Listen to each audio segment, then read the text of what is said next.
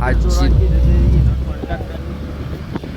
જે આપણા જે ક્ષેત્રોમાં જે હાઈવે પર માતાજી છે એમની દયાથી આજ બની રહ્યું છે હાઈવે જય મા ક્ષેત્રોમાં. અને ખૂબ દયા છે. જ્યારે પણ એ કહેવત હતી કે જ્યારે રોડ બંધ રહ્યો હતો ત્યારે કોન્ટ્રાક્ટર એમ કહેતો હતો કે આ મંદિર તોડવું પડશે, પણ એ માતાજી એવો એને ચમત્કાર અજાડ્યો કે એની પોતાની જ ગાડી ઠોકાઈ ગઈ એ જ રોડ ઉપર. તો આજે વિચાર કરો, જે આસ્થા છે એ જાગતી જ હોય છે. એના વિશે કોઈ ખરાબ એવી નાનકડું અમારી પોતાની અમારી જમીન છે, મારા દાદાઓની. અમારું જૂનું ગામ છે જે આગળ જ્યારે અમારા દાદા અહીંયા હતા, અમારું આ ફાર્મ હાઉસ છે બરોબર.